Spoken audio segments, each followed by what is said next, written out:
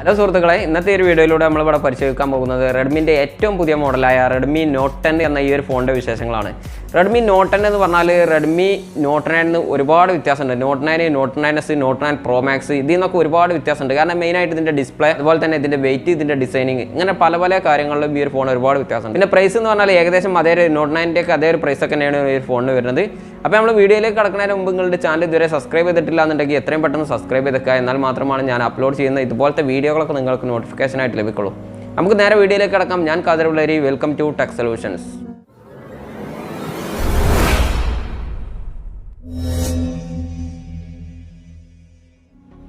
സുഹൃത്തുക്കളെ, നമ്മളിവിടെ Redmi not 10 ഇവിടെ അൺബോക്സ് ചെയ്യാൻ പോവാണ്. ഈ ഒരു ഫോൺ നിലവിൽ 3 വേരിയൻറ്റുകളിലാണ് ലഭ്യമായിട്ടുള്ളത്. 128GB 4GB Ram, 128GB 6GB Ram, 64GB 4GB Ram, ഇങ്ങനെ 3 വേരിയൻറ്റുകളിൽ ഈ ഒരു ഫോൺ ലഭ്യമാണ്. നമുക്കിവിടെ അൺബോക്സ് ചെയ്യാൻ കിട്ടിയിട്ടുള്ളത് 128GB 4GB റാമുള്ള ഈ ഒരു ഫോണാണ്. ഈ ഒരു ഫോണിന് ഏകദേശം പ്രൈസ് വരുന്നത് 14,000 രൂപൻ്റെ റേഞ്ചിലാണ് വരുന്നത്. അപ്പോൾ നമുക്ക് ഏതായാലും ഈ ഒരു ഫോൺ നേരെ അൺബോക്സ് ചെയ്യാം.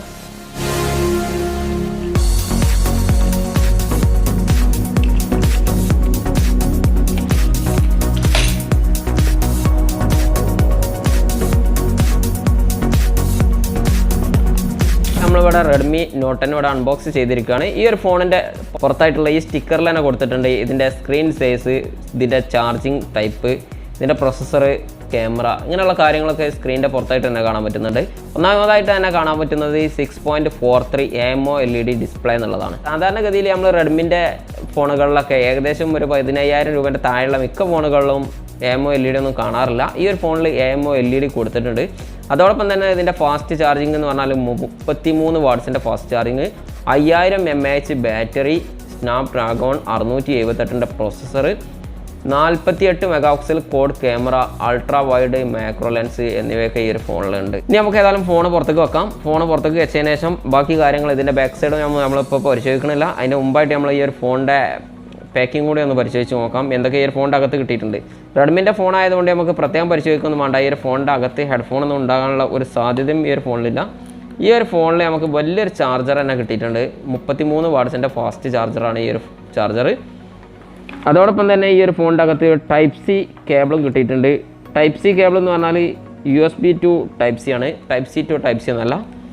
പിന്നെ ഹെഡ്ഫോൺ ഈ ഒരു ഫോണിൽ കിട്ടിയിട്ടില്ല. റെഡ്മിൻ്റെ ഫോണിൽ സാധാരണഗതിയിൽ ഹെഡ്ഫോൺ കിട്ടാറില്ലാണ്. ഇതിൻ്റെ മുമ്പുണ്ടായ നോട്ട് 9 ഒരുപാട് വ്യത്യാസമുണ്ട് ക്യാമറൻ്റെ ഡിസൈനിങ്ങിലൊക്കെ. ഡിസൈനിങ് എന്ന് പറഞ്ഞാൽ ഒരുപാട് മാറ്റങ്ങൾ ഈ ഒരു വെർഷനിൽ 2021 വെർഷനിൽ ഒരു കൊണ്ടുവന്നിട്ടുണ്ട്. നമുക്ക് നോക്കിയാൽ അറിയാം, വലിയതായിട്ടുള്ള മെയിൻ ക്യാമറയും പിന്നെ മാക്രോ ലെൻസും അൾട്രാ വൈഡും ഡെപ്ത് സെൻസറൊക്കെ ഒതുക്കി വെച്ചിട്ടുള്ളത് ഒരു പ്രത്യേക ഡിസൈനിങ്ങിലാണ് ഈ ഒരു ഫോണിൽ ഒതുക്കി വെച്ചിട്ടുള്ളത്.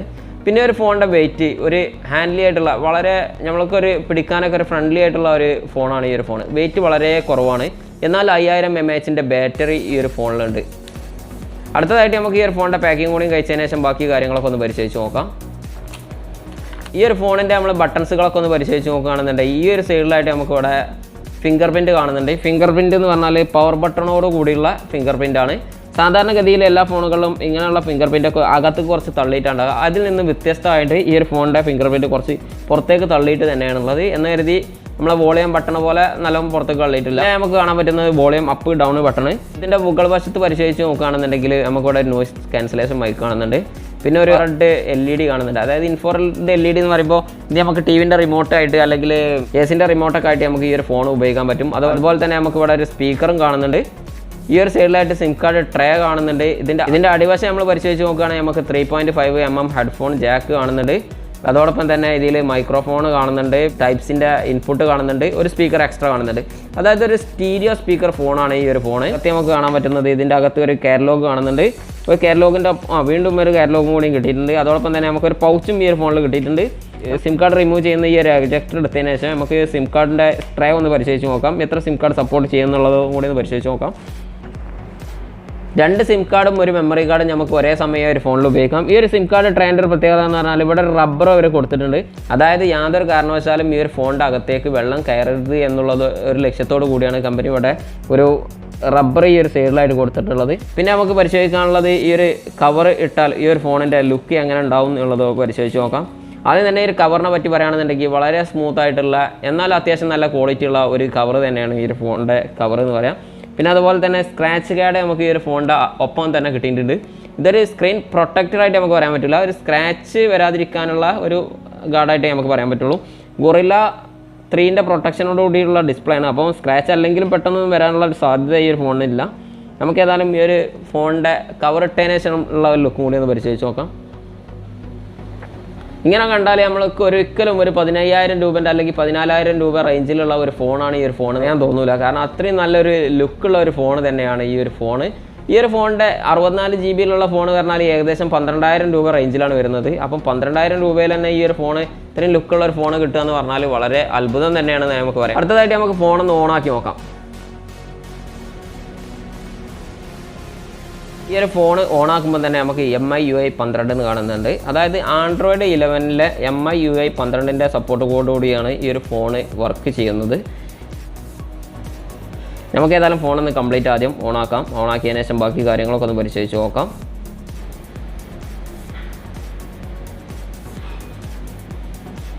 ഇപ്പോൾ ഈ ഒരു ഫോൺ ഇവിടെ ഓൺ ആയിട്ടുണ്ട്. ഈ ഒരു ഫോണ് നമ്മൾക്ക് കൈ പിടിക്കുമ്പോൾ തന്നെ വളരെ ഈസി ആയിട്ട് പിടിക്കാൻ പറ്റിയിട്ടുള്ള ഒരു ഫോണാണെന്ന് തോന്നുന്നുണ്ട്. കാരണം വെറും 178 ഗ്രാം മാത്രമാണ് ഈ ഒരു ഫോണുള്ളത്. 5000 mAh ബാറ്ററി ഉള്ള ഫോണുകളൊക്കെ ഏകദേശം 200 ഗ്രാം 190 ഗ്രാമൊക്കെ വെയിറ്റ് ഉണ്ടാവാറുണ്ട്. ആ ഒരു സ്ഥാനത്ത് വെറും 178 ഗ്രാമിലാണ് റെഡ്മി ഈ ഒരു ഫോൺ ഇറക്കിയിട്ടുള്ളത്. അതോടൊപ്പം തന്നെ ഈ ഒരു ഫോണിന് IP53 പ്രൊട്ടക്ഷനുള്ള ഒരു ഫോണാണ് ഈ ഒരു ഫോണ്. കൂടാതെ ഈ ഒരു ഫോണിൻ്റെ ഡിസ്പ്ലേ എന്ന് പറഞ്ഞാൽ AMOLED ഡിസ്പ്ലേ. അതോടൊപ്പം തന്നെ ഈ ഒരു ഫോണിൽ ഗൊറില്ല ഗ്ലാസ് 3ൻ്റെ പ്രൊട്ടക്ഷനും ഈ ഒരു ഫോണിനുണ്ട്. ഈ ഒരു ഫോണിൻ്റെ സ്ക്രീൻ റെസൊല്യൂഷൻ എന്ന് പറഞ്ഞാൽ 1080x2400 20:9 ഇതിൻ്റെ സ്ക്രീൻ റേഷ്യോ 409 PPI ഡെൻസിറ്റി. ഇതിൻ്റെ ഒരു ക്യാമറ എന്ന് പറയുകയാണെന്നുണ്ടെങ്കിൽ 48 മെഗാപിക്സലിൻ്റെ മെയിൻ ക്യാമറയും 8 മെഗാപിക്സലിൻ്റെ അൾട്രാ വൈഡ് ക്യാമറയും 2 മെഗാപിക്സലിൻ്റെ ഡെപ്ത് സെൻസറും 2 മെഗാപിക്സലിൻ്റെ മാക്രോ ലെൻസുമാണ് ഫോണിൽ കമ്പനി ഉൾപ്പെടുത്തിയിട്ടുള്ളത്.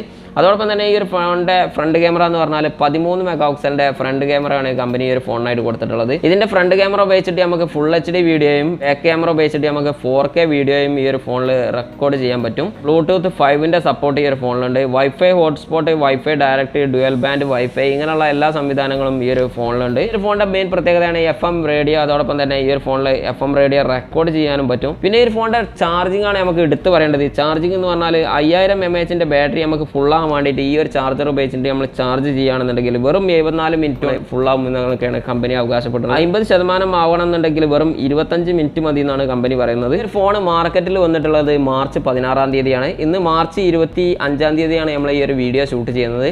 മാർച്ച് 22 തീയതി നമ്മളെ കയ്യിൽ കിട്ടിയിട്ടുണ്ട്. ഞാൻ തുടക്കത്തിൽ തന്നെ പറഞ്ഞു പല കാരണം കൊണ്ടാണ് നമുക്കിത് അൺബോക്സ് ചെയ്യാൻ പറ്റാതിരുന്നത്. ഈ ഒരു ഫോണിൻ്റെ അബൌട്ട് ഡിവൈസ്, അതോടൊപ്പം തന്നെ ഇതിൻ്റെ ഫിംഗർ പ്രിൻ്റ് എങ്ങനെയുണ്ട്, ഇതിൻ്റെ ഫേസ് ലോക്ക് എങ്ങനെയുണ്ട്, ഇങ്ങനെയുള്ള കാര്യങ്ങളൊക്കെ ഒന്ന് നമുക്ക് പരിശോധിച്ച് നോക്കാം. ആദ്യം തന്നെ നമുക്ക് ഇതിൻ്റെ അബൌട്ട് ഡിവൈസിലേക്ക് ഒന്ന് പോയി നോക്കാം. ഇതിൻ്റെ സോഫ്റ്റ്വെയർ ഇൻഫർമേഷനും അതുപോലെ തന്നെ സ്റ്റോറേജ് ഇൻഫർമേഷനൊക്കെ ഒന്ന് പരിശോധിച്ച് നോക്കാം. ഈ ഒരു ഫോണിൻ്റെ സ്റ്റോറേജ് ഇൻഫർമേഷൻ നമ്മൾ പരിശോധിച്ച് നോക്കുമ്പോൾ 128 GB ഫോണാണെന്ന് നമ്മൾ പറഞ്ഞിട്ടുണ്ടെന്നുണ്ടെങ്കിലും 20 GB ഈ ഒരു ഫോൺ യൂസ് ചെയ്തിട്ടുണ്ട്. അതിൻ്റെ ബാക്കി GB മാത്രമാണ് നമുക്ക് അവൈലബിൾ ആയിട്ടുള്ളത്. അതായത് 108 GB നമുക്ക് അവൈലബിൾ ആണ് ഈ ഒരു ഫോണിൽ. ഈ ഒരു ഫോണിൻ്റെ റാം എന്ന് പറഞ്ഞാൽ 4 GB ആണ് ഈ ഒരു ഫോണിൻ്റെ റാം. ഈ ഒരു ഫോൺ 4 GB കൂടാതെ 6 GB വേരിയൻറ്റിലും ഈ ഒരു ഫോൺ വരുന്നുണ്ട്. 128 GBക്ക് പകരം 64 GB വേരിയൻറ്റിലും ഈ ഒരു ഫോൺ വരുന്നുണ്ട്. പിന്നെ ആൻഡ്രോയിഡ് 11 ഈ ഒരു ഫോൺ ഇറങ്ങിയിട്ടുള്ളത്.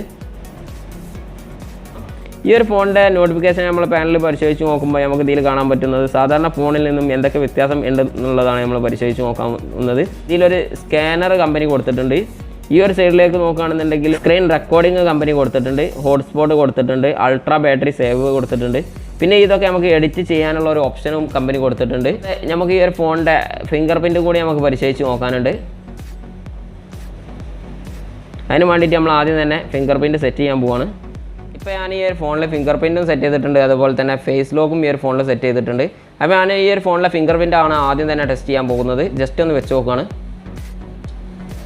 വളരെ ഫാസ്റ്റായിട്ട് തന്നെ ഈ ഒരു ഫോണിൻ്റെ ഫിംഗർ പ്രിൻറ്റ് വർക്ക് ചെയ്യുന്നുണ്ട്. അതായത് യാതൊരു സംശയം നമുക്ക് ഒരു ഫിംഗർ പ്രിൻറ്റിൻ്റെ കാര്യത്തിലില്ല. ഇപ്പോൾ ഒരു ഫോൺ ലോക്കായി എടുക്കുകയാണെങ്കിൽ നമുക്കൊന്ന് പരിശോധിച്ച് നോക്കാം. ഒരു മിനിറ്റ്, ജസ്റ്റ് ഒന്ന് വെച്ച് നോക്കാം. വളരെ ഫാസ്റ്റായിട്ട് തന്നെ വർക്ക് ചെയ്യുന്നുണ്ട്. അടുത്തതായിട്ട് നമ്മൾ ചെക്ക് ചെയ്യാൻ പോകുന്നത് ഇതിൻ്റെ ഫേസ് ലോക്കാണ്. ജസ്റ്റ് ഒന്ന് നോക്കട്ടെ. ഫേസ് ലോക്കും വളരെ ഫാസ്റ്റായിട്ട് തന്നെ വർക്ക് ചെയ്തിട്ടുണ്ട്. നമുക്കൊന്നുകൂടി ഒന്ന് വേണമെങ്കിൽ പരിശോധിച്ച് നോക്കാം. ഇതിൻ്റെ ഈ ഒരു സെക്ഷനിലേക്ക് നോക്കിയാൽ മനസ്സിലാവും. ഇത്രയും ദൂരത്ത് വെച്ചിട്ട് പോലും ഞാനിപ്പോൾ അതിൻ്റെ അടുത്തേക്ക് പോലും പോയിട്ടില്ല, അപ്പോൾ അതിനും ഇതിൻ്റെ ഫേസ് ലോക്ക് ഓപ്പൺ ആയിട്ടുണ്ട്. വളരെ ഫാസ്റ്റായിട്ട് തന്നെ ഈ ഒരു ഫേസ് ലോക്ക് വർക്ക് ചെയ്യുന്നുണ്ടെന്ന് നമുക്ക് പറയാം. നമുക്ക് അടുത്തതായിട്ട് ഈ ഒരു ഫോണിൻ്റെ ക്യാമറ കൂടി ഒന്ന് പരിശോധിച്ച് നോക്കാം. ക്യാമറയുടെ അകത്തുള്ള ഓപ്ഷനുകളാണ് നമ്മൾ പരിശോധിച്ച് നോക്കുന്നത്. കാരണം ഈ ഒരു പരിധിയിൽ നിന്നിട്ട് നമുക്ക് ഷൂട്ട് ചെയ്യുന്ന കാര്യം വളരെ ബുദ്ധിമുട്ടാണ്. നമുക്ക് ഈ ഒരു ഫോണിൻ്റെ അകത്ത് ആദ്യം തന്നെ കാണാൻ പറ്റുന്നത് ഒരു പ്രോ ക്യാമറ കാണുന്നുണ്ട്. അത്യാവശ്യം നല്ലൊരു ക്യാമറ തന്നെയാണ്, അത്യാവശ്യം നല്ലൊരു ക്ലിയർ ഉണ്ട്. അതുപോലെ തന്നെ വീഡിയോ കോൾ ഓപ്ഷന്, പിന്നെ പോർട്രേറ്റ് കാണുന്നുണ്ട്. മോർ ഓപ്ഷൻ നമുക്ക് കാണുന്നുണ്ട്. മോർ ഓപ്ഷനിൽ നൈറ്റ് മോഡ് കൊടുത്തിട്ടുണ്ട്. പിന്നെ ഷോർട്ട് വീഡിയോ റെക്കോർഡ് ചെയ്യാനുള്ള ഓപ്ഷൻ, പനോരമ, ഇങ്ങനെയുള്ള സ്ലോ മോഷന്, ഇങ്ങനെ പല പല ഓപ്ഷനുകളും ഈ ഒരു ഫോണിൽ കൊടുത്തിട്ടുണ്ട്. അപ്പോൾ ഈ ഒരു ഫോണിനെ പറ്റി ഞാൻ മൊത്തത്തിൽ പരിശോധിച്ച് നോക്കിയിട്ട് ഈ ഒരു ഫോണിൻ്റെ ഡിസൈനിങ് എന്ന് പറഞ്ഞാൽ വളരെ ഇഷ്ടപ്പെട്ട ഒരു ഡിസൈനിങ് തന്നെയാണ്. ഈ ഒരു ഫോൺ എന്ന് പറഞ്ഞാൽ ഡിസൈനിങ്ങിൻ്റെ കാര്യത്തിൽ നമുക്കൊന്നും പറയാനില്ല. കാരണം ഈ ഫോണിൻ്റെ തിക്നെസ്സും വളരെ ഇഷ്ടപ്പെട്ടു. കാരണം ഈ ഒരു ഫോൺ എന്ന് പറഞ്ഞാൽ മറ്റ് ഫോണുകളിൽ നിന്നൊക്കെ വ്യത്യാസമായിട്ട് ഈ ഒരു ഫോണിനെ പറ്റി പറയാനുള്ളത്, ഈ ഒരു ഫോൺ എന്ന് പറഞ്ഞാൽ 5000 mAh ബാറ്ററി ഈ ഒരു ഫോൺ കൊടുത്തിട്ട് ഈ ഒരു ഫോണിൻ്റെ തിക്നെസ് ഇത്രയും വളരെ തിക്നെസ് കുറഞ്ഞൊരു ഫോണാണ്. കാരണം ഈ ഒരു ഫോൺ നമുക്ക് കയ്യിൽ പിടിക്കാൻ വളരെ ഈസിയാണ്. അതുപോലെ തന്നെ ഈ ഒരു ഫോണിൻ്റെ വെയിറ്റ് എന്ന് പറഞ്ഞാൽ വെറും 178 ഗ്രാം മാത്രമാണ് ഈ ഒരു ഫോണിൻ്റെ വെയിറ്റ്. അപ്പോൾ നമുക്ക് പിടിക്കാനും നമുക്കിതുപോലെ പോക്കറ്റിൽ ഇടാനൊക്കെ വളരെ സിമ്പിളാണ്. നമുക്കൊരു അധികം വെയിറ്റ് ഓവർ വെയിറ്റ് ആയിട്ട് ഈ ഒരു ഫോൺ തോന്നുന്നില്ല. പിന്നെ ഈ ഒരു ഫോണിന് LED ഡിസ്പ്ലേ കൊടുത്തതുകൊണ്ട് നമുക്ക് വെയിലത്തു നിന്നൊക്കെ ഈ ഒരു ഫോണിൻ്റെ സ്ക്രീനിലേക്ക് നോക്കാനൊക്കെ വളരെ എളുപ്പമായിരിക്കും. ഞാൻ നേരത്തെ പറഞ്ഞതാണ് ഈ ഒരു ഫോണിൻ്റെ ഫേസ് ലോക്ക് ഞാൻ നേരത്തെ പരിശോധിച്ചു. പക്ഷേ വീഡിയോയിൽ നേരിട്ട് കാണാൻ പറ്റിയിട്ടുണ്ടാവില്ല ഒരു പക്ഷേ ഞങ്ങൾ ഫേസ് ലോക്ക് പരിശോധിക്കുന്നത്. അപ്പോൾ അതും കൂടി ഞാൻ ജസ്റ്റ് ഒന്ന് കാണിച്ചു തരാം. ഈ ഒരു ഫോൺ ഇപ്പോൾ ലോക്കാക്കിയിട്ടുണ്ട് കേട്ടോ. ഇത്രയും വളരെ ഈസി ആയിട്ടാണ് ഈ ഒരു ഫോൺ ലോക്ക് തുറക്കുന്നത്. നമുക്ക് നോക്കാം കേട്ടോ. ഇപ്പോൾ ഈ ലോക്ക് തുറന്നിട്ടില്ല, തുറന്നു. ഇത്രയും അടുത്തേക്ക് വന്നപ്പോഴത്തേനും ലോക്ക് തുറന്നു. അപ്പോൾ ഇതിൻ്റെ ഫേസ് ലോക്കായാലും ഇതിൻ്റെ ഫിംഗർ പ്രിൻറ്റ് ലോക്കായാലും വളരെ സ്മൂത്ത് തന്നെയാണ്. അപ്പോൾ ഈ ഒരു ഫോണിനെ പറ്റി നമുക്ക് നെഗറ്റീവ് ഒന്നും പറയാനില്ല. ഈ പ്രൈസിന് ഈ ഒരു ഫോൺ ഉണ്ട് എന്ന് തന്നെ പറയാം. ഇപ്പോൾ എൻ്റെ കയ്യിലുള്ള ഈ ഒരു ഫോൺ എന്ന് പറഞ്ഞാൽ 4 GB റാമും അതോടൊപ്പം തന്നെ 128 GB സ്റ്റോറേജുള്ള ഒരു ഫോണാണ്. ഈ ഒരു ഫോണിൻ്റെ പ്രൈസ് എന്ന് പറഞ്ഞാൽ 80 റിയാലാണ്, ഒമാൻ റിയാൽ. ഫ്രണ്ട് ക്യാമറ നമ്മൾ ഒരു പക്ഷേ ഞങ്ങൾ തെറ്റിദ്ധരിക്കും 13 മെഗാപിക്സലുള്ളൂ ഫ്രണ്ട് ക്യാമറ. 13 മെഗാപിക്സലായിക്കോട്ടെ, നല്ല ക്ലാരിറ്റി ഒരു ഫോണിൻ്റെ ക്യാമറയ്ക്ക് ഉണ്ട്. അപ്പോൾ ഇത്രയും കാര്യങ്ങളാണ് നമുക്ക് ഈ ഒരു ഫോണിനെ പറ്റി പറയാനുള്ളത്. ഈ ഒരു പ്രൈസിനുള്ള നല്ലൊരു ഫോൺ തന്നെയാണ് ഈ ഒരു ഫോൺ തന്നെ നമുക്ക് പറയാൻ പറ്റും. ഒറ്റ നോട്ടത്തിലുള്ള നോട്ടങ്ങളാണ് നമ്മൾ പരിശോധിച്ചത്. ഫിംഗർ പ്രിൻ്റ് ആയാലും ഇതിൻ്റെ ഡിസ്പ്ലേൻ്റെ കാര്യത്തിലായാലും എല്ലാം നടക്കും. അപ്പോൾ നമുക്ക് മറ്റൊരു വീഡിയോയുമായിട്ട് വീണ്ടും കാണാം. അതുവരേക്കും